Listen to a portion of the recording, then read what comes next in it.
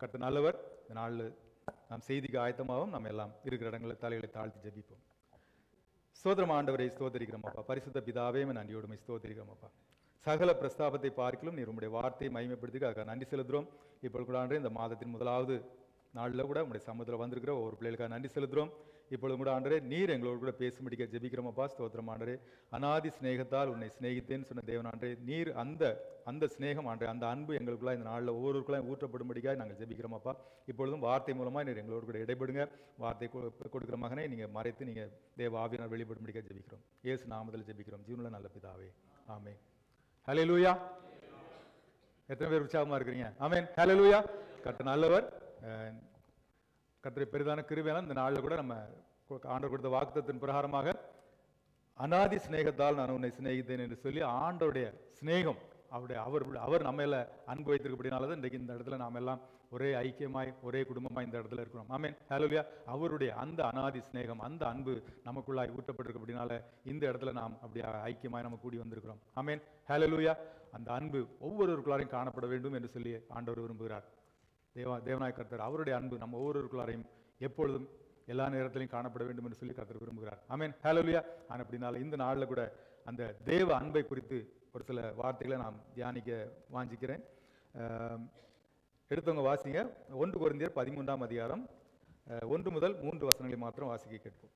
நான் மனுஷர் பாஷைகளையும் தூதர் பாஷைகளையும் பேசினாலும் அன்பு எனக்கு இராவிட்டால் சத்தமிடுகிற வெண்கலம் போலவும் ஓசையிடுகிற கைத்தாளம் போலவும் இருப்பேன். நான் தீர்க்க தரிசன வரத்தை உடையவனாயிருந்து சகல ரகசியங்களையும் சகல அறிவையும் அறிந்தாலும் மலைகளை பெயர்க்கத்தக்கதாக சகல விசுவாசம் உள்ளவனாய் இருந்தாலும் அன்பு எனக்கு இராவிட்டால் நான் ஒன்றுமில்லை. எனக்கு உண்டான யாவற்றையும் நான் அன்னதானம் பண்ணினாலும் என் சரீரத்தை சுட்டரிக்கப்படுவதற்கு கொடுத்தாலும் அன்பு எனக்கு இராவிட்டால் எனக்கு பிரயோஜனம் ஒன்றுமில்லை. ஆமென். ஹல்லேலூயா. இந்த 1 கொரிந்தியர் இந்த 13ஆம் அதிகாரத்தை பவுல் அப்போஸ்தலன் அன்பை குறித்து எழுதியிருக்கிறதை நம்ம பார்க்க முடியும். அதாவது அன்பினுடைய முக்கியத்துவம் என்ன, அன்பினுடைய குணாதிசயங்கள் என்ன, மற்றும் அன்பு பொறுமை உள்ளது, அது பொறாமை கொள்ளாது, அது சகலத்தையும் சகிக்கும் அப்படின்னு சொல்லி அநேக காரியங்களை அந்த அன்பை குறித்து சொல்லியிருக்க பார்க்கிறோம். பொதுவாக இந்த அத்தியாயத்தை எப்பவுமே அதாவது பவுலினுடைய அன்பின் பாடல், அதாவது பவுல்ஸ் ஹிம் ஆஃப் லவ் அப்படின்னு சொல்லி அதை பவுலினுடைய ஒரு அன்பின் பாடல் என்று சொல்லி சொல்லப்படுகிறது நம்ம பார்க்கிறோம். அது மாத்திரமல்ல, இந்த வேதத்திலேயே அன்பை குறித்து மிகவும் அதிகமாய் சொல்லப்பட்டிருக்கக்கூடிய ஒரு மிகப்பெரிய ஒரு அதிகாரம் என்றால் இந்த 1 கொரிந்தியர் 13ஆம் அதிகாரம் தான் சொல்லி பார்க்கிறோம். அதாவது இந்த அதிகாரத்துல பவுல் அப்போஸ்தலன் ஆண்டவராகிய இயேசு கிறிஸ்துவினுடைய அந்த அன்பை அடிப்படையாக கொண்டுதான் இந்த பகுதியை எழுதியிருக்கிறார் என்று சொல்லி சொல்கிறதை பார்க்கிறோம். சரி, இப்போ அந்த தேவ அன்பு அது எப்படிப்பட்டது என்று சொல்லி சொன்னால் அது அநாதி சிநேகம். அநாதி காலத்திலே ஆண்டவர் நம்ம மேல கொண்ட அன்பின் நிமித்தமாய் தம்முடைய குமாரனை இந்த பூமிக்கு மனுஷனாய் அனுப்பினான் பார்க்கிறோம். அப்படிப்பட்ட ஒரு அநாதி சிநேகம், அதாவது நமக்காக தம்முடைய ஜீவனையே கொடுத்த அப்பேற்பட்ட ஒரு அநாதி சிநேகம் என்று சொல்லி பார்க்கிறோம். ஆமென். ஹல்லேலூயா. அந்த சிநேகம் அதுதான் நம்ம இன்றைக்கு அந்த சிநேகம், அந்த அன்பு எப்படிப்பட்டது என்று சொல்லி நம்ம வேதத்திலிருந்து ஒரு சில காரியங்களை நம்ம தியானிக்க போகிறோம். நீங்க 1 யோவான் 4ஆம் அதிகாரம் 8ஆம் வசனம் பாருங்க. அங்கே சொல்லப்படுகிறது தேவன் அன்பாகவே இருக்கிறார். நம்ம ஆராதிக்கிற தேவன் அவர் அன்புள்ள தேவன், அவர் எப்பொழுதுமே அன்பாகவே இருக்கிறார் என்று சொல்லி பார்க்கிறோம். அது மாத்திரமல்ல, நீங்க 1 யோவான் 4:19 பார்க்கணும். அங்கே சொல்லப்படுகிறது அவர் முந்தி நம்மிடத்தில் அன்பு கூர்ந்தபடியால் நாமும் அவரிடத்தில் அன்பு கூறுகிறோம். அவர் முந்தி நம்மிடத்தில் அன்பு, நாம் அல்ல, அவர் தான் முதலாவது நம்ம மேல அன்பு கூர்ந்தபடினால தான். ஒரு காலத்துல நம்ம பாவத்துல இருந்தோம், பாவத்துல மரித்து போய் கொண்டிருந்தோம். நாம் பாவத்துல மரித்து விடக்கூடாது என்பதற்காக நம்ம மேல அவர் அன்பு கொண்டபடினால்தான் அவர் முந்தி தம்முடைய குமாரனாகிய கிறிஸ்துவை இந்த பூமிக்கு மனுஷனாய் அனுப்பினான்னு சொல்லி பார்க்கிறோம். அது மாத்திரமல்ல, யோவான் 3:14 பார்க்கிறோம், தேவன் தம்முடைய ஒரே பேரான குமாரனை விசுவாசிக்கிறவனேவனோ அவன் கெட்டு போகாமல் நித்திய ஜீவனை அடையும்படிக்கு அவரை தந்தருளி இவ்வளவாய் உலகத்தில் வந்தவர். நாம் நித்திய ஜீவனை பெறும்படிக்காய், நம்முடைய ஆத்மா அழிந்து போகாதபடிக்கு, நம்முடைய ஆத்மாவுக்கு நித்திய ஜீவனை கொடுக்க வேண்டும் என்று சொல்லித்தான் பிதாவாகிய தேவன் குமாரனாகிய கிறிஸ்துவை இந்த உலகத்தில் கொடுத்து அவர் இவ்வளவாய் அன்பு கூர்ந்தான்னு சொல்லி பார்க்கிறோம். அந்த அன்பு அது அநாதி அன்பு அப்படின்னு சொல்லி பார்க்கிறோம். ஆமென். ஹல்லேலூயா. அந்த இன்னும் கூட நீங்க மத்தேயு 22ஆம் அதிகாரம் 35-39 வருஷங்கள் அங்கே பார்க்கும்போது அங்கே ஒரு நியாயசாஸ்திரி ஒருத்தன் ஆண்டவரிடத்துல கேட்கிறான், போதகரே, நியாய பிரமாணத்துல எந்த கற்பனை பிரதானமானதுன்னு சொல்லும்போது இயேசு கிறிஸ்து அவனை பார்த்து சொல்லுகிறார், அதாவது உன் தேவநாய கர்த்தரிடத்துல நீ முழு இருதயத்தோடும் முழு ஆத்மாவோடும் உன் முழு மனதோடும் அன்பு குருவாயாக. இதுதான் வந்துட்டு பிரதான கற்பனை. அது மாத்திரமல்ல, இதற்கு ஒப்பா இருக்கக்கூடிய இரண்டாம் கற்பனை என்னவென்றால், உன்னிடத்துல நீ அன்பு குரு போல பிறனிடத்திலும் அன்பு குருவாயாக என்று சொல்லி அந்த அன்பை குறித்து ரெண்டு கற்பனையிலுமே வந்துட்டு தேவநாய கர்த்தர் அன்பை குறித்து வலியுறுத்துகிறதை நாம் பார்க்க முடியும். அது மாத்திரமல்ல, நீங்க ரோமர் 13:10 பார்க்க அந்த அன்பானது பிறனுக்கு பொல்லாங்கு செய்யாது அப்படின்னு சொல்லி இப்படி வேதத்துல நீங்க அநேக காரியங்கள் அன்பை குறித்து அநேக காரியங்கள் சொல்லப்பட்டிருக்கிறது பார்க்க முடியும். பொதுவாக நீங்க பாத்தீங்கன்னா பவுல் அப்போஸ்தலன் எப்பவுமே பாத்தீங்கன்னு சொன்னா தன்னுடைய ஊழியர்களுக்கு அந்த நிருபங்கள் எல்லாம் எழுதும் பொழுது அவர் சில காரியங்களை அவர்களுக்கு கட்டளை இடுவது போல எழுதுவது வழக்கம். ஆனா இந்த இடத்துல பாத்தீங்கன்னா அவர் தன்னுடைய பாணியிலிருந்து கொஞ்சம் சற்று மாறி இதை ஒரு வேண்டுகோளாக ஒரு ஒரு ஒரு பாடலாக அதை எழுதியிருக்கிறதை பார்க்கிறோம். அந்த அத்தியாயங்கள் எல்லாம் பார்த்தீங்கன்னா இங்கே வந்து ஒரு பாடலை போல அவர் எழுதியிருக்க பார்க்கிறோம். அது மாத்திரமல்ல, நீங்க பார்த்தீங்கன்னா இந்த 1 Corinthians 13ஆம் அதிகாரம் பார்த்தீங்கன்னா அது வந்துட்டு அதுக்கு முன்பாக இருக்கக்கூடிய அந்த 12ஆம் அதிகாரம் 14ஆம் அதிகாரம் அந்த ரெண்டையும் பார்த்தீங்கன்னு சொல்லி சொன்னா அங்க பார்க்கும்பொழுது அதாவது இந்த ஏன் அந்த வந்துட்டு அந்த 13ஆம் அதிகாரம் வந்துட்டு இந்த 2 அதிகாரத்துக்கு இடையில நீங்க முந்தின அதிகாரத்தில் இங்க பார்க்கும்பொழுது அந்த ஆண்டவர் வந்துட்டு அந்த திருச்சபைக்கு கொடுத்திருக்கிற அந்த ஆவிக்குரிய காரியங்களை குறித்து பேசுறது பாருங்க. 12ஆம் அதிகாரத்தை நீங்க வீட்டில் போய் வாசித்து பாருங்க. அங்க திருச்சபையில ஆண்டவர் கொடுத்திருக்கிற அந்த ஆவிக்குரிய காரியங்களை குறித்து அங்க சொல்லப்பட்டிருக்கும்.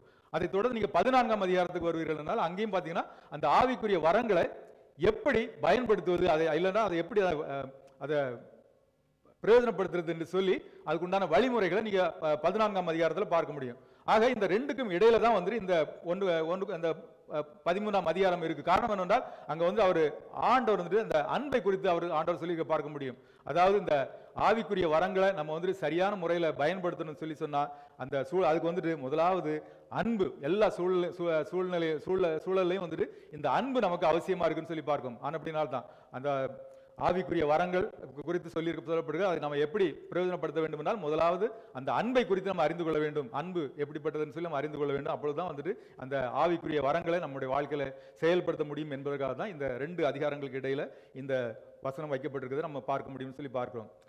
பொதுவாக நீங்க பார்த்தீங்கன்னு சொல்லி சொன்னா இங்க இந்த 1 Corinthians 13ஆம் அதிகாரத்தில் சொல்லப்பட்டிருக்க அன்பு அப்படிங்கிறது வந்து பாத்தீங்கன்னா நம்ம சாதாரணமா இரு பாலார்கள் இடையில ஏற்படக்கூடிய அந்த பாலியல் ஈர்ப்புடன் கூடிய அந்த தொடர்புடைய அந்த அன்பை பற்றி சொல்லப்படவில்லை. அது வந்துட்டு ஏரோஸ் அப்படின்னு சொல்லக்கூடிய என்று அழைக்கப்படக்கூடிய அந்த அன்புன்னு சொல்லி பார்க்கிறோம். அது மாத்திரமல்ல, ஒருவேளை நம்முடைய குடும்பத்துல நம்முடைய கணவன் மனைவிக்குள்ள இருக்கக்கூடிய அந்த நட்பு அல்லது அந்த ஒரு அன்பை பற்றிய அந்த காரியமும் சொல்லப்படவில்லை. அது வந்துட்டு என்னன்னு கேட்டீங்கன்னா அது கொடுத்து வாங்கக்கூடிய ஒரு அன்பு, கிவ் அண்ட் டேக், கொடுத்து வாங்கக்கூடிய அன்புன்னு சொல்லி பார்க்க. அதை வந்துட்டு அந்த கிரேக்க பதத்துல பார்த்தோம்னா பீலியோ என்று சொல்லி சொல்லப்படுற பார்க்கிறோம். ஆனா இங்க பவுல் அப்போஸ்தலன் சொல்லக்கூடிய இந்த அன்பானது வந்து பாத்தீங்கன்னா அது ஒன்லி கொடுக்கும் அன்பு, கிவிங் லவ், அதாவது அகாப்பே லவ் அப்படின்னு சொல்லி பாருங்க. அதாவது ஆண்டவராய் இயேசு கிறிஸ்து அவர் நமக்கு கொடுத்த அந்த ஒரு அன்புன்னு சொல்லி பாருங்க. இந்த லவ், இந்த அன்புன்னு சொல்லி பாருங்க. இது வந்துட்டு செல்ஃப்லெஸ் அன்கண்டிஷனல் லவ்னு சொல்லி பார்க்கிறோம். அதாவது காட்ஸ் லவ் ஆஃப் ஹியூமனிட்டி அப்படின்னு சொல்லி இந்த 1 Corinthians 13ஆம் அதிகாரத்தில் சொல்லப்பட்டிருக்க அந்த அன்பானது வந்துட்டு அது வந்துட்டு கொடுக்கக்கூடிய அன்பு. ஆண்டவராய் இயேசு கிறிஸ்து அவர் நமக்காக அவருடைய அன்பை நமக்காக கொடுத்தார்னு சொல்லி பார்க்கிறோம்.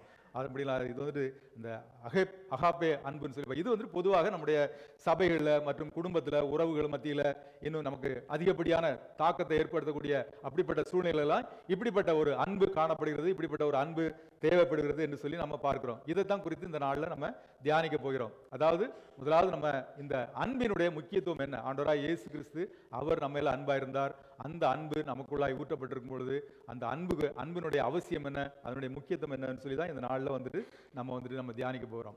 ஆமென், ஹல்லேலூயா.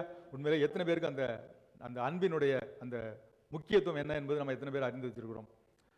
அதான் நீங்க பாத்தீங்கன்னா எப்பவுமே வந்து பார்த்தோம்னா நம்முடைய சர்க்கிள் எல்லாம் பாத்தீங்கன்னா பொதுவா நம்மோடு கூட நமக்கு இணையானவங்க, நமக்கு ஒத்தவங்க, நம்முடைய ஸ்டைலுக்கு ஒத்து இருக்கக்கூடியவங்க, நம்முடைய கேரக்டருக்கு கூட இருக்கக்கூடியவங்க, இல்லை நம்மை போல உடை உடுத்தக்கூடியவர்கள், நம்மோடு கூட ஒரு நெருக்கமான இருக்கக்கூடிய அவங்கள்ட்ட மாத்திரம் தான் நம்ம வந்து சில நேரங்கள் நம்ம அன்போடு கூட நம்ம பேசுவோம், பழகுவோம். ஆனா அதே நேரத்தில் நம்மை விட்டு கொஞ்சம் வேறுபட்டு இருக்கிறவங்க, நம்முடைய காரியத்துக்கும் நம்முடைய சமூகத்துக்கும் கொஞ்சம் முரண்பட்டு இருக்கக்கூடியவங்க, அப்படிப்பட்ட பின்னணியில் இருக்கக்கூடியவங்க கூட எல்லாம் நம்ம வந்து நம்மளுடைய அன்பை வந்து வெளிப்படுத்துவதற்கு கொஞ்சம் நம்ம தயக்கப்படுவோம். ஆனா இங்க இந்த அன்பு ஆண்டவராக இயேசு கிறிஸ்து அந்த சொல்லக்கூடிய அன்பு என்று சொல்லி பார்க்கும்போது எல்லா இடத்துலையும் நம்ம அந்த அன்பை நம்ம செலுத்த வேண்டும் என்று சொல்லி நம்ம பார்க்கிறோம். அதாவது பாத்தீங்கன்னா நம்ம ஆண்டவர் நம்ம சுற்றிலும் வைத்திருக்கிற அந்த ஜனங்களை பார்த்தீங்கன்னா அவங்க எல்லாம் வந்துட்டு ஒரு நோக்கத்தோடு கூட தான் வச்சிருக்கிறாரு. அதாவது ஆண்டவராக இயேசு கிறிஸ்து அவர் வந்துட்டு நம்மை சுற்றியில் இருக்கக்கூடிய எல்லார் கூடயும் வந்துட்டு நம்முடைய அன்பை நாம வெளிப்படுத்த வேண்டும் அப்படின்னு சொல்லி அந்த கிறிஸ்துவனுடைய அன்பை நம்ம எல்லாருக்கும் வெளிப்படுத்த வேண்டும் என்று சொல்லி தான் பல தரப்பட்ட ஜனங்களையும் நம்ம மத்தியில் வைத்திருக்கிறார். ஒருவேளை நம்ம குறிப்பிட்ட ஒரு தரப்பா இருக்கு மாத்திரம் நம்முடைய அன்பை செலுத்தாதபடிக்கு எல்லாருக்குமே ஆண்டவராகிய இயேசு கிறிஸ்துவனுடைய அன்பை வந்துட்டு நம்ம காண்பிக்க வேண்டும் என்று சொல்லி நம்ம பார்க்கிறோம். அது மாத்திரமல்ல, இந்த அந்த அன்பினுடைய முக்கியத்துவம் என்ன அப்படின்னு சொல்லி பார்க்கலாம். நம்மளோட கூட சுற்றி இருக்கக்கூடியவங்க அவங்களோடு கூட எப்படி பழக வேண்டும், எப்படி அவங்களோடு கூட நம்ம அன்பு செலுத்த வேண்டும் என்று சொல்லி நம்ம ஒரு சில காரியங்களை நம்ம பார்க்கலாம். நீங்க ரோமர் 12ஆம் அதிகாரம் 18ஆம் வசனம் அங்கே சொல்லப்படுது, நீங்கள் கூடுமானால் உங்களால் ஆன மட்டும் எல்லா மனுஷரோடும் சமாதானமாயிருங்கள் என்று சொல்லி அங்க சொல்லப்படுகிறத நம்ம பார்க்கிறோம். அப்படியே நீங்க எபேசியர் 4:2 வரீங்களா, அங்கே சொல்லப்படுகிற நீங்க மிகுந்த மனத்தாழ்மையும் சாந்தமும் நீடிய பொறுமையும் உடையவர்களாய் அன்பினால் ஒருவரை ஒருவர் தாங்கி என்று சொல்லி அங்கே சொல்லப்படுக பார்க்கிறோம். அதே போல எபேசியர் 4:15-16 பார்க்கும்பொழுது அங்கே சொல்லப்படுற அன்புடன் சத்தியத்தை கை கொண்டு தலையாகிய கிறிஸ்துவாலே எல்லாவற்றையும் அப்படின்னு சொல்லி அங்கேயும் அந்த அன்பை குறித்து தான் சொல்லப்படுக பார்க்கிறோம்.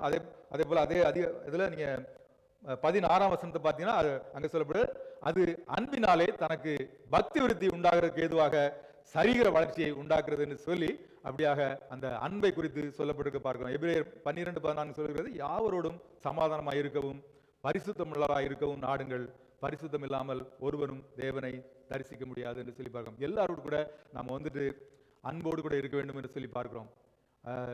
எல்லா வசனங்களுமே வந்து பார்த்தீங்கன்னா அந்த அன்புக்கு முக்கியத்துவம் கொடுத்திருக்கிறத நம்ம பார்க்க முடியும்னு சொல்லி பார்க்கலாம். அப்படி நான் எப்பவுமே வந்து நம்ம எல்லாரையுமே வந்துட்டு நேசிக்க வேண்டும், எல்லார் இடத்துலையும் நம்ம ஒருபோல நாம் அன்பை செலுத்த வேண்டும், எல்லாரோடு கூட கூடுமான வரைக்கும் எல்லாரோடு கூட நம்ம சமாதானமாக இருக்க வேண்டும் என்று சொல்லி அதை சொல்லப்பட்டிருக்க நம்ம பார்க்கிறோம். ஒருவேளை நம்ம கேட்கலாம், ஒருவேளை இது வந்து நம்முடைய வாழ்க்கையில் இது சாத்தியமா, எல்லார் இடத்துலையும் நம்ம அன்பு செலுத்த முடியுமா அப்படின்னு சொல்லி கேட்டால் நிச்சயமாக முடியும் என்று சொல்லி பார்க்கிறோம். அதாவது நம்ம எப்பவுமே பார்த்தீங்கன்னா நம்ம வந்துட்டு எல்லாருக்குமே வந்துட்டு ஒருவேளை நம்முடைய வாழ்க்கையில எல்லாருக்குமே நம்ம நல்லவர்களா இருப்பது என்பது கொஞ்சம் கடினமான காரியம் தான். ஆனா நாம என்ன பண்றோம், நம்ம சில நேரங்களில் எல்லாரோட நல்லா இருக்க வேண்டும், ஆண்டோடைய வார்த்தைக்கு கீழ்ப்படிந்து நம்ம எல்லாரோடத்துலையும் நம்ம நலமாய் இருக்க வேண்டும், எல்லாருக்கும் நன்மை செய்ய வேண்டும் சொல்லி வாஞ்சிக்கிறோம். ஆனா சில நேரத்துல ஒருவேளை யாராவது நமக்கு விரோதமாய் சில காரியங்களை அவங்க செய்து விட்டால், ஒருவேளை அவர் நம்மை தாக்கினால் இல்லை நம்மளை எரிச்சல் மூட்டினால் சொன்னா நம்மளும் என்ன பண்ணிடுறோம், மற்ற சக உலகத்தாரை போல வந்து நாம என்ன பண்ணிடுறோம், அந்த அன்பிலிருந்து விலகி நாம அவர்களிடத்துல கடினமாய் நம்ம செயல்படுகிற அந்த காரியங்களை நம்ம பார்க்க முடியும்னு பார்க்கிறோம். ஆனா இங்க ஆண்டோடைய வார்த்தை சொல்கிறது, நாம் எல்லார் இடத்துலையும் ஒரே போல நம்முடைய அன்பை காட்ட வேண்டும் சொல்லி அதுதான் ஆண்டவராகிய இயேசு கிறிஸ்துவின் அன்பு. அவர் எல்லாருக்காகவும் அவர் தம்முடைய அன்பை கொடுத்தார் என்று சொல்லி பார்க்கிறோம்.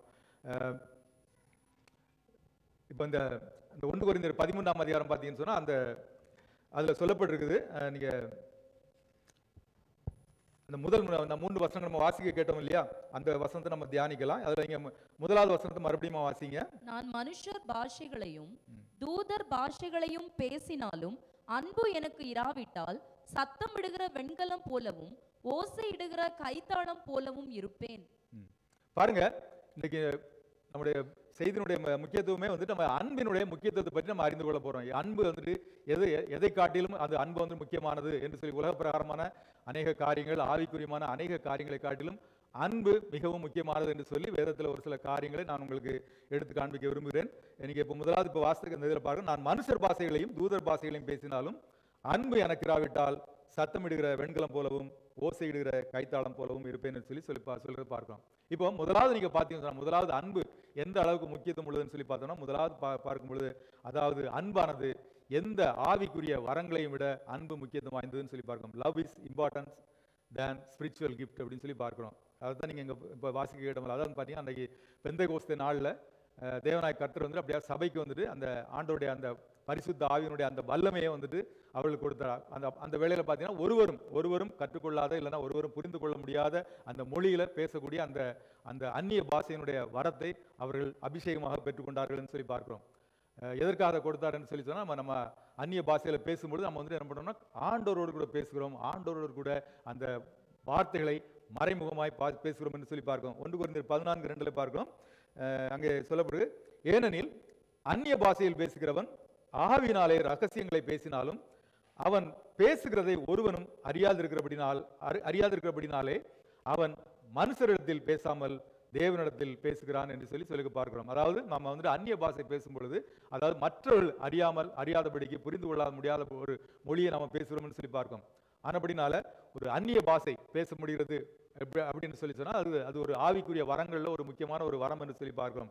ஆனபடினால அந்த அந்நிய பாஷை பேசக்கூடிய அந்த வரம் வந்து உங்களுக்கு இருக்கும் என்று சொல்லி சொன்னால் அது நிச்சயமாகவே ஒரு ஆவிக்குரிய ஒரு முதிர்ச்சியை, உங்களுடைய வாழ்க்கையில ஒரு ஆவிக்குரிய ஒரு முதிர்ச்சியை காண்பிக்கிறதுன்னு சொல்லி பார்க்கிறோம். ஆனா அந்த முதிர்ச்சியை அதை காட்டிலும் பார்த்தீங்கன்னா அந்த அந்த அந்த ஆவிக்குரிய முதிர்ச்சியானது வந்துட்டு அன்பின் மூலமாய் வெளிப்பட வேண்டும். அப்படி ஒருவேளை அன்பு இல்லாமல் அது ஒருவேளை இருக்கும் என்று சொல்லி சொன்னால் அந்த ஆவிக்குரிய அந்த வரத்தை அந்த முதிர்ச்சியை நீங்க பெற்றிருந்தாலும் கூட அது வந்துட்டு வீண் என்று சொல்லி அந்த பவுல் அப்போஸ்தலன் சொல்கிறதை பார்க்கிறோம். நீங்க 1 கொரிந்தியர் 14:1 இப்படி சொல்ற, அன்பை நாடுங்கள், ஞான வரங்களையும் விரும்புங்கள், விசேஷமாக தீர்க்க தரிசன வரத்தை விரும்புங்கள் என்று சொல்லி என்று சொல்லியிருக்கிறத நம்ம பார்க்க. அதான் பாருங்க, நம்ம செய்யக்கூடிய எந்த ஒரு ஆவிக்குரிய ஆன்மீக செயலுக்கும் ஒரு அடித்தளமாக இருக்கக்கூடியது என்னவென்றால் அது வந்துட்டு அன்புதான் என்று சொல்லி பவுல் சொல்கிறார். அதாவது முதல்ல நாம் வந்துட்டு அன்பில நாம் நடக்க கற்றுக்கொள்ள வேண்டும். அதற்கு பின்புதான் ஆவிக்குரிய காரியங்கள், ஆன்மீக காரியங்களை நாம் விரும்ப வேண்டும். முதலாவது நாம் மற்றவரிடத்துல அன்பு செலுத்த விரும்ப வேண்டும். அதன் பின்பு ஆவிக்குரிய காரியங்களை, வரங்களை விரும்ப வேண்டும். இல்லை என்று சொல்லி சொன்னால் அங்கே சொல்லப்படாது. அந்த அன்பு இல்லாம இருக்கக்கூடிய அந்த ஆவிக்குரிய அந்த ஆன்மீக காரியங்கள் எல்லாம் வந்துட்டு அது வந்துட்டு ஒரு ஒலிக்கும், ஓசையிடக்கூடிய ஒரு மத்தாளத்தை போல, ஒரு கைத்தாளத்தை போல தான் இருக்கும் என்று சொல்லி சொல்லுவாங்க. அதான் நம்ம ஊரில் சொல்லுவாங்களா, அந்த அலப்பறை அப்படின்னு சொல்லி சொல்லுவாங்க, சும்மா வாயால பேசுறது அப்படின்னு சொல்லி பார்க்கும். அப்படிதான் இருக்கும் அப்படின்னு சொல்லி. அன்பு இல்லாம நம்ம ஒருவேளை ஆவிக்குரிய வரங்களை பெற்றிருந்தாலும் அந்நிய பாஷை பேசினாலும் கூட அதெல்லாம் வந்துட்டு பார்த்தீங்கன்னு சொல்லி சொன்னா அது வந்துட்டு ஒரு ஓசையிடுகிற ஒரு கைத்தாளத்தை போல தான் இருக்கும் என்று சொல்லி சொல்றதை பார்க்கும். குறிப்பாக பார்த்தீங்கன்னா அந்த பழைய காலத்துலலாம் பார்த்தோம்னா அந்த அந்த இந்து புற மதத்தினுடைய அந்த கோயில்கள்லாம் பார்த்தீங்கன்னா வாயில பெரிய ஒரு மணியை கட்டியிருப்பாங்க. அந்த மணியை கட்டியிருப்பாங்க. அதாவது அந்த ஜனங்கள் வந்துட்டு அந்த இடத்துல அந்த தெய்வத்தை வழிபட வரும்பொழுது என்ன பண்ணுவாங்கன்னா அந்த தொடர்ந்து அந்த அந்த மணியை அவங்க அடித்துக்கொண்டே இருப்பார்கள்.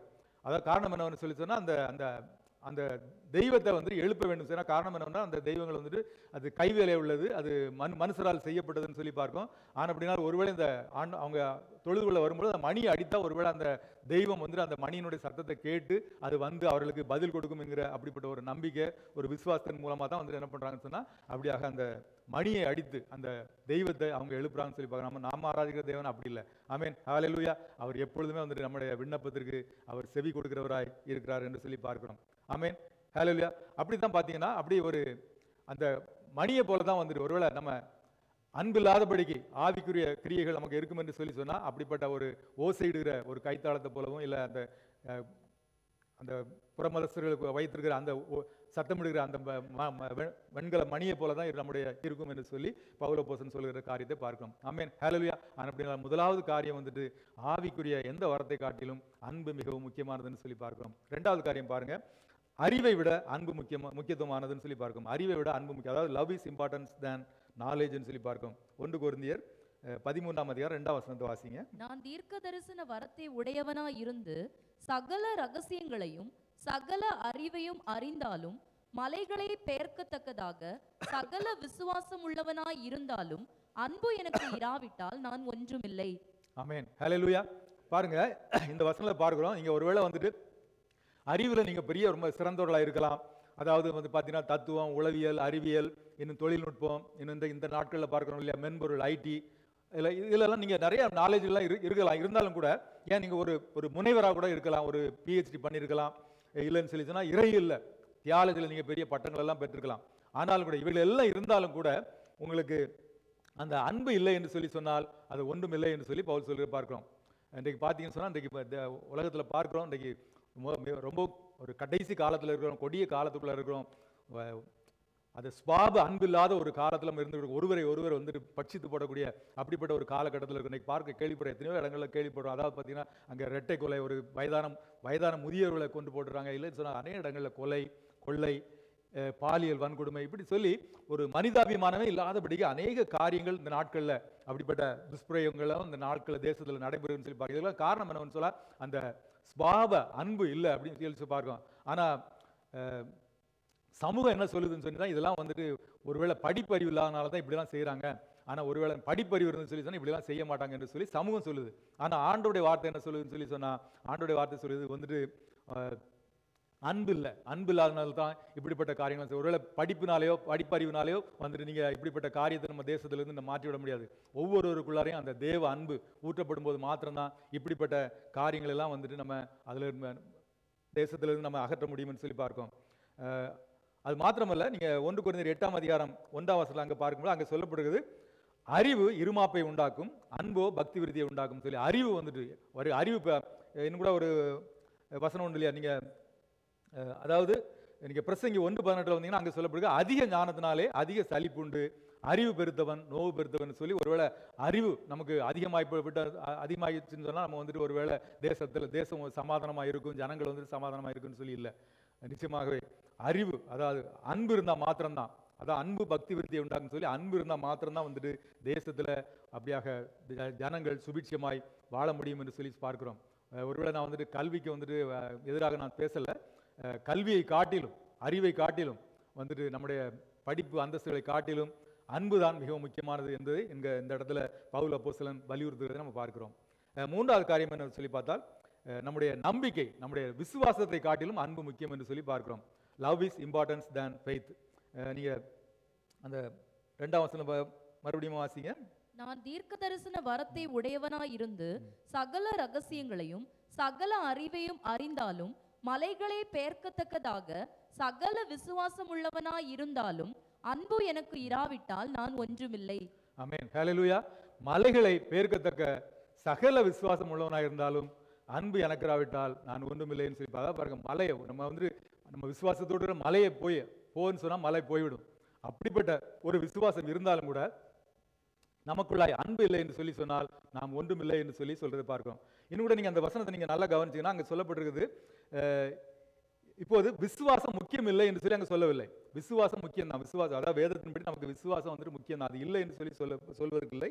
ஆனா அங்க சொல்லப்பட்டிருக்கு, விசுவாசம் இருந்தாலும் கூட அன்பு இல்லை என்று சொன்னா அதுல ஒரு பிரயோஜனம். நீங்க எபிரேயர் 11ஆம் அதிகாரம் அங்க 6ஆம் வசனத்துல பார்க்க முடியல, விசுவாசம் இல்லாமல் தேவனுக்கு பிரியமாயிருப்பது கூடாத காரியம். அப்போ விசுவாசம் நமக்கு அவசியம் தான். ஆவிக்குரிய வாழ்க்கையில ஆவிக்குரிய தேவ ஜனங்களுக்கு விசுவாசம் என்பது அது அவசியம்தான்.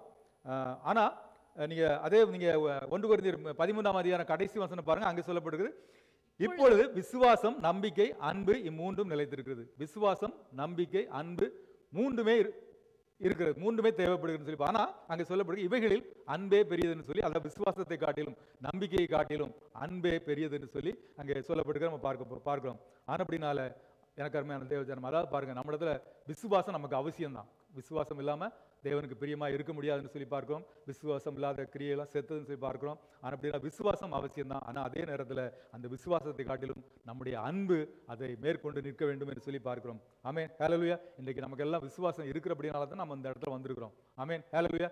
என்ன விசுவாசம்னு சொல்லி பார்த்தோம்னா, இன்றைக்கு பார்க்கிறோம் அல்லவா, நம்ம ஞானஸ்நானம் எடுக்கும்பொழுது அப்படியாக நம்ம வந்துட்டு ஆண்டவருடைய சமூகத்தில் நம்ம அந்த விசுவாச அறிக்கை செய்தோம் இல்லையா. அதாவது ஆண்டவராய் இயேசு கிறிஸ்து அவர் இந்த உலகத்தை படைத்தார், அவருடைய ஒரே பேரான குமாரனை இந்த உலகத்துக்கு மனுஷனாய் அனுப்பினார். அவர் நமக்காக கல்வாரி சிலுவையில் பாடுபட்டார், மரித்தார், அடக்கம் பண்ணப்பட்டார், 3ஆம் நாளில் உயிரோடு கூட எழுந்தார். அவர் இன்றைக்கும் ஜீவனுள்ள தேவனாய் இருக்கிறார். மறுபடியுமாய் அவர் இந்த பூமிக்கு வந்து நம்ம எல்லாம் நமக்கென்று சொல்லி ஆயத்தம் பண்ணி வைத்திருக்கிற அந்த நித்திய ராஜ்யத்தில் நம்மை கொண்டு சேர்ப்பார் என்பது இதுதான் வந்துட்டு நம்முடைய விசுவாசமாக இருக்குது. ஆவிக்குரிய பிள்ளைகளுடைய விசுவாசமாக இருக்குன்னு சொல்லி இதெல்லாம் நல்லதுதான். இந்த விசுவாசம் எல்லாம் நமக்கு அவசியம். அப்படி அந்த விசுவாசம் நமக்கு இருக்கிறது, அதுக்காக நான் கர்த்தரை ஸ்தோத்திரிக்கிறேன். ஆனா இவை எல்லாவற்றிலும் பார்க்கிலும் வந்து பார்த்தீங்கன்னா அன்பு இல்லை என்று சொல்லி சொன்னா, அதாவது ஒருவருக்கு ஒருவர் காண்கிற சிநேகிதனத்தை சகோதரத்தில் அன்பில்லாதவன் காணாத தேவனிடத்தில் எப்படி அன்பு செலுத்துவான்னு சொல்லி அப்போ நம்ம கூட இருக்கக்கூடிய சக விசுவாசிகளோட அன்பு இல்லாதபடிக்கு நமக்கு என்னதான் ஒரு விசுவாசம் இருந்தாலும் அது ஒன்றுமில்லை என்று சொல்லி பார்க்கணும். அப்படினால அதாவது விசுவாசம் என்பது நமக்குள்ளார இருக்கக்கூடிய அந்த விசுவாசம் என்பது அன்பின் மூலமாய் செயல்படுத்தப்பட வேண்டும் என்று சொல்லி பார்க்கும். அன்பில்லாதபடிக்கு விசுவாசம் மாத்திரம் இருந்துன்னு சொல்லி சொன்னால் அது ஒன்றுமில்லை, ஒன்றுக்கு பிரயோஜனம் இல்லைன்னு சொல்லி பார்க்கும். நீங்கள் உதாரணத்துக்கு எடுத்துக்கொண்டீங்கன்னு சொன்னால், நீங்கள் அந்த நல்ல சமாரியன் கதை உங்களுக்கு எல்லாருக்கும் ஞாபகம் இருக்குன்னு சொல்லி நான் நினைக்கிறேன்.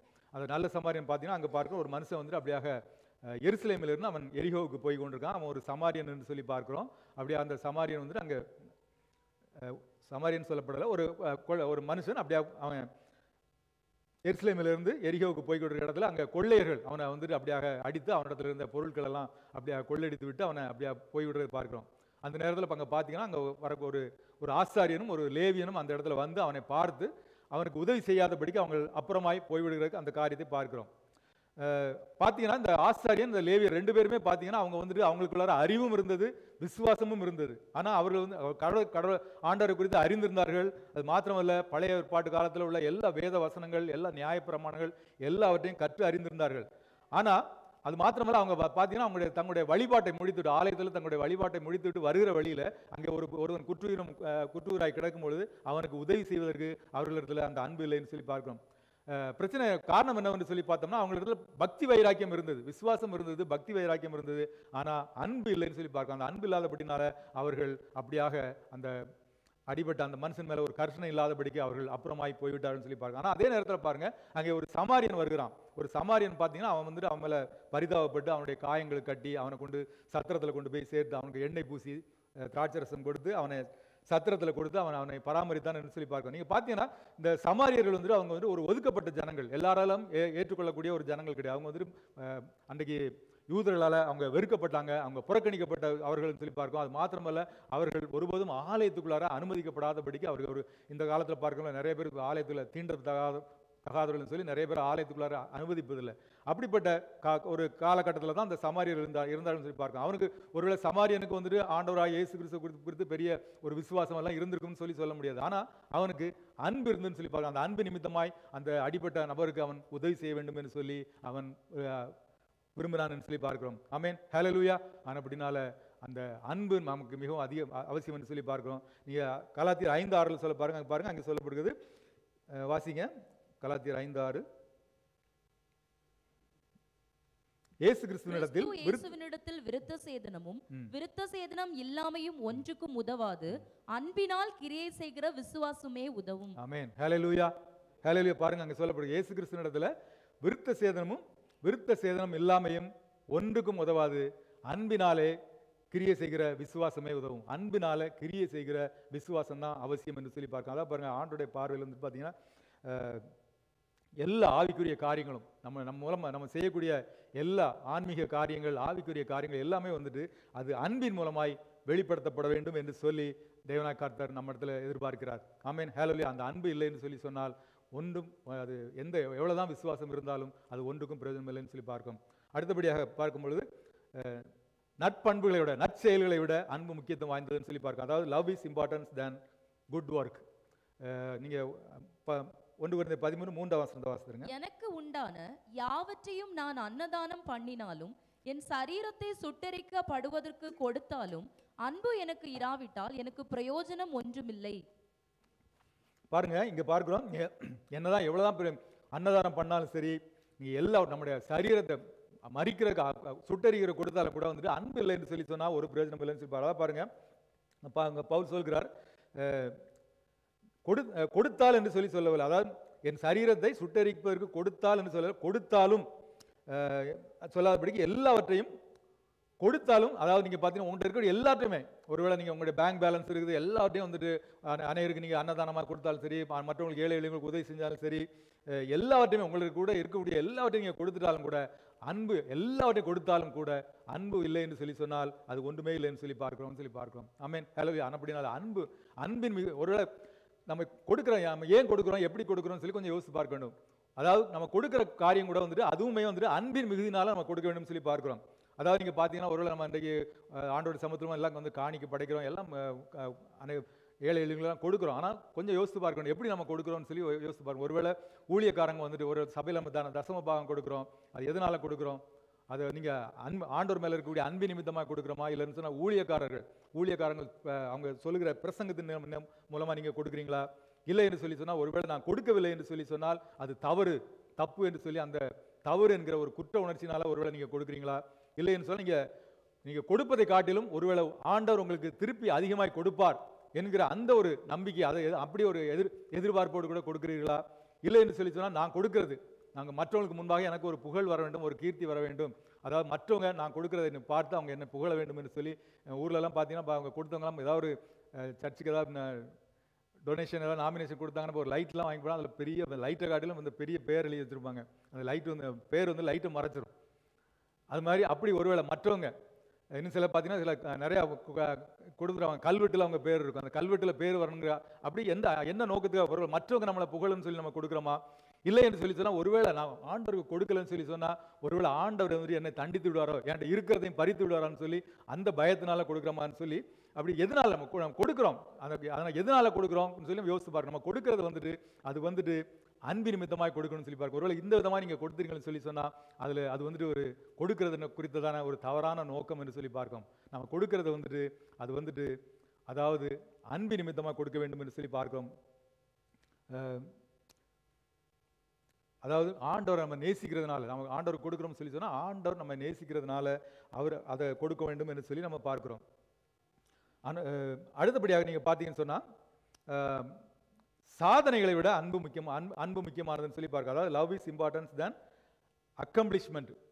நீங்கள் அந்த 1 கொரிந்தியர் 13 பாருங்க, எனக்கு உண்டான யாவற்றையும் அன்னதானம் பண்ணினாலும் என் சரீரத்தை சுட்டரிக்க கொடுத்தாலும் சொல்லி, ஒருவேளை பெரிய ஒரு அச்சீவ்மெண்ட், நீங்கள் வந்துட்டு உங்களை உயிரையே கொடுத்தாலும் கூட, ஆனால் வந்துட்டு அன்பு இல்லாதபடிக்கு நம்ம அந்த காரியத்தை செஞ்சோம் அப்படின்னு சொல்லி சொன்னால் அதில் வந்துட்டு ஒரு பிரயோஜனம் இல்லைன்னு சொல்லி பார்க்க. அதாவது நம்ம ஆண்டவருக்குன்னு சொல்லி செய்யும் பொழுது அதை உண்மையாக உத்தமத்தோடு கூட விசுவாசத்தோடு கூட நம்ம வந்துட்டு ரத்த சாட்சியை மறித்தாலும் கூட, ஆண்டவருக்காக மறித்தாலும் கூட, அதாவது நீங்கள் ஒருவேளை ஒவ்வொரு ஞாயிற்றுக்கிழமை நீங்கள் ஆலயத்துக்கு தவறாமல் வரலாம், வேதத்தை நம்ம உண்மையாக நம்ம படிக்கலாம், தியானிக்கலாம், நம்ம ஜெபிக்கலாம். ஒரு ஆவிக்குரிய கிறிஸ்தவன் செய்யக்கூடிய எல்லா காரியங்களையும், எல்லா கிரியைகளையும், எல்லா நற்கிரியைகளையும் நம்ம செய்தாலும் கூட, அந்த நம்ம ஆண்டவருக்கு என்று சொல்லி நம்ம ரத்த சாட்சியாக மறித்தாலும் சரி, நம்முடைய சரீரத்தை ஆண்டவருக்காக மறிக்க கொடுத்தாலும் கூட அன்பு இல்லைன்னு சொல்லி சொன்னால் ஆண்டோடைய பார்வையில் அது ஒன்றுமே இல்லை. எவ்வளோ பெரிய அச்சீவ்மெண்ட் நீங்கள் செஞ்சாலும் சரி, ஆண்டவருக்காக எவ்வளோ பெரிய அச்சீவ்மெண்ட் செஞ்சாலும் சரி, தலைகளை நம்ம உருண்டு புரண்டாலும் சரி, அன்பு இல்லாதபடிக்கு செய்யக்கூடிய எந்த ஒரு காரியமாக இருந்தாலும் வந்துட்டு அதாவது வந்துட்டு அதில் வந்துட்டு எந்த ஒரு பிரயோஜனமும் இல்லைன்னு சொல்லி பார்க்குறோம். இன்னும் சொல்லப்போனால் அதாவது வந்துட்டு நீங்கள் உங்களுடைய வாழ்க்கையில் நீங்கள் எவ்வளோ பெரிய உயர் பதவியில், உயர் பொறுப்பில் இருந்தாலும் சரி, ஆண்டவருக்காக நீங்கள் பெரிய காரியங்களை, பெரிய சாதனைகளை செய்தாலும் சரி, அன்பு இல்லை என்று சொல்லி சொன்னால் ஒன்றுமில்லை என்று சொல்லி பார்க்கும். அதாவது சுருக்கமாக சொல்ல போனோம்னா, அதாவது அந்த அன்பு வந்துட்டு பார்த்தீங்கன்னா எந்த ஒரு எனக்கு தியானித்த பிரகாரம் எந்த விதமான ஒரு ஆவிக்குரிய ஆன்மீக வரங்களை காட்டிலும் அன்பு மிகவும் முக்கியமானது. அதே போல அறிவை விட அன்பு முக்கியமானது, விசுவாசத்தை விட அது அன்பு முக்கியமானது, தாராளமாய் நம்ம கொடுக்கறதை காட்டிலும் அன்பு முக்கியமானது. எல்லாத்துக்கும் மேலே அதாவது ஆண்டுடைய ராஜ்யத்துக்காக நம்ம எவ்வளோதான் பெரிய சாதனைகளை செஞ்சாலும் சரி, அன்பு இல்லைன்னு சொல்லி சொன்னால் அதில் ஒரு பிரயோஜனம் இல்லைன்னு சொல்லி பார்க்க. அதாவது பார்த்தீங்கன்னா ஆண்டுடைய பார்வையில் அன்பு வந்துட்டு மிகவும் ஒரு முக்கியமான ஒரு காரியமாக இருக்குன்னு சொல்லி பார்க்கணும். ஆனால் அப்படி நம்முடைய வாழ்க்கையில் எல்லா காரியத்திலையும் நம்முடைய அணுகுமுறை வந்துட்டு எப்பொழுதுமே வந்துட்டு அது அன்பின் மூலமாய் செயல்பட வேண்டும். அந்த அன்பை நம்முடைய வாழ்க்கையில் அபியாசப்படுத்த வேண்டும் என்று சொல்லி பார்க்கிறோம். ஆமென், ஹல்லேலூயா. சரி, இப்போ இந்த அன்பை நம்ம வந்துட்டு நம்முடைய வாழ்க்கையில் நம்ம எப்படி நடைமுறைப்படுத்துவது, அதனுடைய முக்கியத்துவம் என்ன சொல்லி ஒரு பார்த்து நம்ம அதை நிறைவு செய்யலாம். அதை பார்த்தீங்கன்னா அந்த உலக பிரகாரமாக நம்ம பார்க்கும்பொழுது பார்த்தீங்கன்னா அந்த அன்பு வந்துட்டு உலக பிரகாரமான அன்பு அப்படின்னு சொல்லி பார்த்தீங்கன்னு சொன்னால் நம்ம எப்பவுமே வந்துட்டு பார்த்தோம்னா நம்ம ஒரு ஃபிசிக்கல் கெமிஸ்ட்ரி ரியாக்ஷன் சொல்லி பார்க்கும். அதாவது நான் வந்துட்டு ஒருத்தனை அவளை பார்த்தேன், இல்லை அவனை பார்த்தேன், அது நிமித்தமாக நாங்கள் ஒருவர் காதலித்தோம்னு சொல்லி இப்படி இந்த ஒரு அன்பு வந்துட்டு பார்த்தீங்கன்னா அது வந்து ஒரு தற்செயலாக எங்களுக்குள்ள இப்படிப்பட்ட ஒரு நிகழ்வு ஏற்பட்டதுன்னு சொல்லி நம்ம அதை சொல்லலாம். அது வந்துட்டு அது காதல் என்று சொல்லி சொல்லப்படுகிறது. ஆனால் பாருங்கள், அந்த காதலை பற்றி ஒரு சொல்லியிருக்கா. அதாவது நீங்கள் வந்து ஒரு காதலிக்கிறாய் அப்படின்னு சொல்லி சொன்னால் நீ வந்து ஒரு பள்ளத்தில் விழுவது போல நீ காதலிக்கிறாய், இல்லைன்னு சொன்னால் ஒரு மரத்தில் இருந்து நீ குதிக்கிற மாதிரி ஒரு தற்கொலை செய்து கொள்வதற்கு சமமாக இருக்கிறது. அந்த காதலில் விழுவது என்பது ஒரு தற்கொலை செய்வதற்கு சமமாக இருக்குதுன்னு சொல்லி அப்படியே சொல்லப்பட்டிருக்க பார்க்குறோம். மாத்திரமல்ல, நீங்கள் வந்து அந்த அன்பு அப்படிங்கிறது வந்துட்டு நீங்கள் நினைக்கலாம் இது வந்துட்டு தற்செயலாக ஏற்படுதுன்னு சொல்லி இல்லை. நம்மளை அந்த அன்பை வந்துட்டு நம்மளால் செயல்படுத்தவும் முடியும், அதை கட்டுப்படுத்தவும் முடியும்னு சொல்லி பார்க்கிறோம். நீங்கள் யோவான் 13:34 அங்கே சொல்லப்படுது, நீங்கள் ஒருவரில் ஒருவர் அன்பாயிருங்கள், நான் உங்களில் அன்பாயிருந்தது போல நீங்களும் ஒருவரில் ஒருவர் அன்பாயிருங்கள் என்கிற புதிய கட்டளையை உங்களுக்கு கொடுக்கிறேன்னு சொல்லி ஆண்டவர் நம்மளை நீங்கள் ஒருவரில் ஒருவர் இங்கே அன்பாய் இருங்கள் என்று சொல்லி சொல்கிறோம். அப்போ நம்ம அந்த அன்பை நம்ம செய்ய முடியும் அப்படிங்கிறத அவர் அங்கே சொல்லப்படுறது பார்க்கிறோம். அதாவது நம்ம ஒருவர் பேரில் ஒருவர் நம்ம வந்து அன்பு செய்ய முடியும். அதான் நான் ஏற்கனவே சொன்னேன், நம்ம என்ன பண்ணுறோம், சில நேரம் நமக்கு வேண்டியப்பட்டவங்கள்கிட்ட நம்முடைய அன்பை வெளிக்காட்டுறோம், சில ஒருவேளை நமக்கு பிரியமில்லாதவங்களுக்கு நம்ம அன்பை வெளிக்காட்டுவதில்லை அப்படின்னு சொல்லி பார்க்கிறோம். அன்பு செலுத்துவது நம்ம ஒருவர் நம்ம தெரிந்தெடுத்துக் கொள்கிறோம். இவங்களிடத்துல அன்பு செலுத்த வேண்டும், இவங்களிடத்துல அன்பு செலுத்த வேண்டாம் அப்படின்னு சொல்லி அதை நம்ம கட்டுப்படுத்திக் கொள்கிறோம். ஆனால் ஆண்டவர் சொல்கிறார், நீங்கள் எல்லா இடத்துலையும் அன்பு கூற வேண்டும் சொல்லி. அப்போ எல்லா இடத்துலையும் நம்மளால் அன்பு கூற முடியும்னு சொல்லி இன்றைக்கு பார்த்தீங்கன்னா நம்ம சபையில் கூட பார்த்தோம்னா நம்ம எல்லாருமே வந்துட்டு ஒரே மாதிரி எல்லாருமே நம்ம எல்லா இடத்துலையும் அன்பு செலுத்துறதுல எல்லாரையும் ஒரே மாதிரி நம்ம நேசிக்கிறதுன்னு சொல்லி பார்க்க. அதாவது நமக்கென்று சொல்லி ஒரு சில அந்த ஒரு வட்டத்தை வைத்துக்கொண்டு அவங்க கூட மட்டும்தான் நம்ம பேசுவோம், அவங்களுக்கிடத்துல நம்ம அதிகப்படியான அன்புகளை செலுத்துவோம். அது மாத்திரமல்ல, மற்றவங்கள அந்த வட்டத்துக்குள்ளார நம்ம வருவதற்கு நம்ம அனுமதிப்பது கூட இல்லைன்னு சொல்லி பார்க்க. இன்றைக்கு பார்த்தோம்னா சபையில் அநேகர் இருக்கிறோம். சிலர் வந்துட்டு 5 வருடமா 10 வருடமா 15 வருடமா நம்ம இருந்தாலும் கூட நம்ம வந்துட்டு ஒரு சில ஒரு குறிப்பிட்ட விசுவாசிகளை மாத்திரம் தான் நமக்கு நம்முடைய சர்க்கிளில் வைத்திருக்கிறோமே தவிர, அவர்களோடு கூட தான் நம்முடைய அந்த அன்பையும் ஐக்கியத்தையும் பகிர்றோமே தவிர, இன்றைக்கு புதிதாக வரக்கூடிய எத்தனையோ இந்த குடும்பங்கள் விசுவாசிகள் இன்றைக்கு சபையில் புதுசாக வந்து கொண்டிருக்கிறாங்க. ஸோ அவங்க கிட்ட நம்ம வந்துட்டு அந்த அன்பை செலுத்துறோமா என்று சொல்லி கொஞ்சம் யோசித்து பார்க்கணும். இன்றைக்கு பார்த்தீங்கன்னா நம்ம சபையில் ஆண்டோடைய கிருபையினால நிறைய புதிய குடும்பங்கள், புதிய ஆத்மாக்கள் வந்துருக்குது. ஆராதனை முடிந்ததுக்கப்புறம் எத்தனை பேர் நம்ம புதிய ஆத்மாக்களை, புதிய குடும்பங்களை சந்தித்து நம்ம பேசுகிறோம்னு சொல்லி கொஞ்சம் யோசித்து பார்க்கணும். நமக்குத்தானே ஒரு வட்டத்தை ஏற்படுத்தி கொண்டு அவங்கள்ட்ட தான் நம்ம குறிப்பிட்ட யோசித்து பாருங்க. எத்தனை பேர் வந்து நம்ம புதுசாக வர்றவங்களை ஒவ்வொரு நாளும் நம்ம சபையில் புதுசாக வந்தவங்களை எழுப்பி விடுறோம், பார்க்குறோம். ஆராதனை முடிந்தப்போ அவங்கள போய் விசாரிக்கணும், அவங்க எந்த ஒரு காரணம் விசாரிக்கணும்னு சொல்லி அப்படிப்பட்ட ஒரு கரிசனை எத்தனை பேர் இடத்துல இருக்குது. ஆராதனை முடிஞ்ச உடனே அந்த ஒரு சில சர்க்கிள் இருக்காது, அவங்க மனசில் மைண்டில் செட்டப் பண்ணிவிட்டு அவர் இன்றைக்கு இவங்கள பார்த்து பேசணும்னு சொல்லி கரெக்டாக அவங்கள பார்த்து பேசுவோம். நம்ம பேசி நம்ம அன்பை ஒருத்தருக்கு ஒருத்தர் பகிர்ந்து விட்டு நம்ம போயிடுவோம். ஆனால் சபையில் எத்தனை பேர் புதிய ஆத்மாக்கள் வர்றாங்க, அநேக எதிர்பார்ப்போடு கூட வர்றாங்க, அநேக தாகத்தோடு கூட வர்றாங்க.